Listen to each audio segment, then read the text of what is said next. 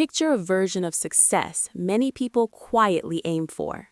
Mid-age, a calm weekday evening, paperwork spread across the kitchen table. One final check is written, sealing the moment you've waited decades for.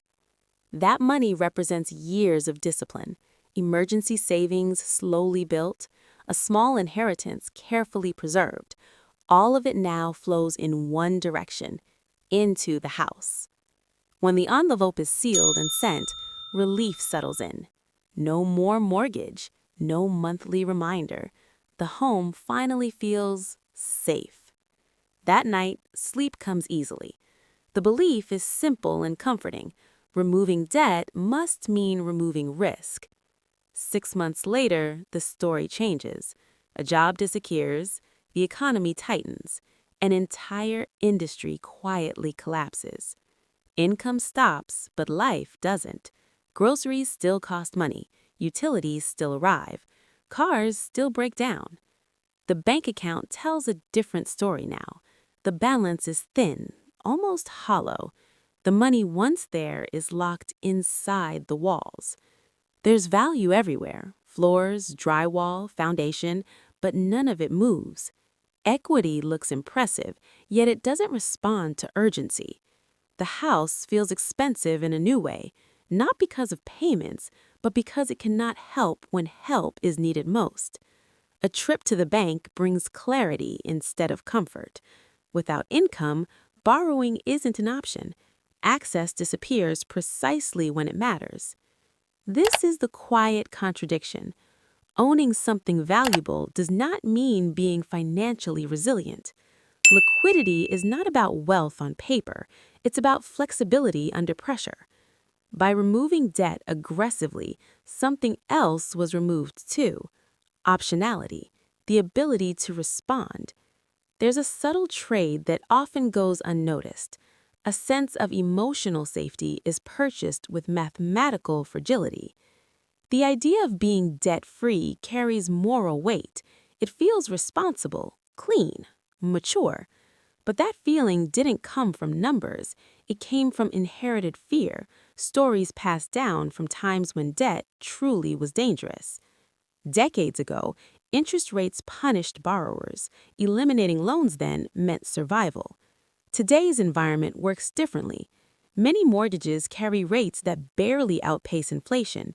Paying extra toward a low-rate loan creates a return, but it's modest and locked away.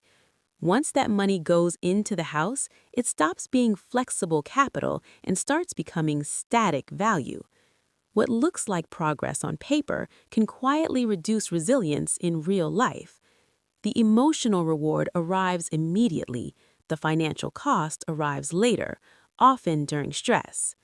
This is where math and psychology drift apart. Comfort pulls one way, stability pulls another.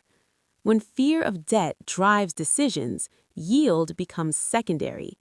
Money stops working as a tool and starts acting like a badge of virtue. But financial systems don't reward virtue. They reward structure. Liquidity isn't flashy, it doesn't feel like success, but it absorbs shocks. Equity, by contrast, is patient and silent. It waits for calm conditions. In moments of disruption, patience becomes a liability. This tension between emotional relief and structural strength sits at the center of the mortgage payoff debate. The question isn't whether debt feels heavy. The question is, what happens when flexibility disappears? Time quietly changes the meaning of money. A payment that feels heavy today does not stay heavy forever. What costs $2,000 a month now will not feel the same 2 decades from now. Inflation steadily shrinks its real weight. As prices rise, incomes usually rise too. The payment stays fixed, but earning power moves. Over long periods, the borrower repays with dollars that buy less than the ones originally borrowed. Without any effort, the loan becomes easier to carry each year. Ending the mortgage early reverses that advantage. It trades future cheaper payments for expensive ones today. What looks like discipline can quietly favor the lender more than the homeowner. The true cost isn't just the interest avoided, it's the growth that never gets the chance to exist. Extra payments feel productive, but their alternative path remains invisible. Redirected elsewhere, the same money has time to compound rather than stand still. Over decades, the difference between growth and stagnation widens slowly, then dramatically. Two people can live in identical homes, yet end up in very different financial positions. The house appreciates either way. The distinction is what grows alongside it. Peace of mind has a price. Sometimes that price is measured in foregone flexibility. There's also a behavioral trap hiding beneath the paid-off house. We tell ourselves freedom will come later, after the loan is gone. But when that moment arrives, spending often expands to fill the space. The payment disappears, yet investing doesn't automatically replace it. Structure matters more than intention. Keeping obligations forces planning. It quietly limits lifestyle creep. Surplus money then has a clearer destination. There's another layer people rarely consider: visibility. A fully owned asset is easy to see and easy to target. Leverage reduces what appears available, even if total wealth is higher elsewhere. Looking simple on paper can sometimes be protective. Tax rules change, incentives shift, but the core logic remains. This isn't about deductions, it's about control and access. Liquidity absorbs uncertainty. It doesn't eliminate risk, but it reshapes it. Markets may stall, careers may pause, life may interrupt plans. When capital remains accessible, options remain open. Assets that generate income can quietly shoulder obligations. At that point, the loan exists only on paper, not as a pressure. Control stays with the owner, not the institution. This reframes what independence actually means. Not zero debt, but balanced leverage supported by real reserves. There are moments when eliminating a loan makes sense. High rates change the equation, undisciplined behavior changes the equation.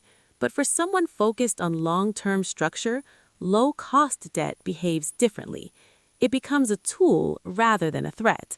The shift required is psychological, not technical. Debt is neither virtuous nor evil. It simply has consequences. Rushing to zero can feel clean, but it also removes amplification. And without amplification, growth relies only on effort, not on structure. A paid-off house is comforting, but comfort is static. A portfolio of liquid assets adapts. One is a symbol, the other is a system. Understanding that difference changes how decisions feel and how resilient they are. This isn't about copying strategies, it's about seeing the trade-offs clearly. When money stays flexible, stress has less power. That clarity is the real takeaway. We publish one of these every week, each one designed to help you see the system more clearly. If that matters to you, subscribe and share this with your family and friends. And if someone you know is still caught in the cycle, send them this. If this perspective helped you see the structure behind the emotion, stay with Aria Invest. Here, the goal is simple: understand money and think long-term.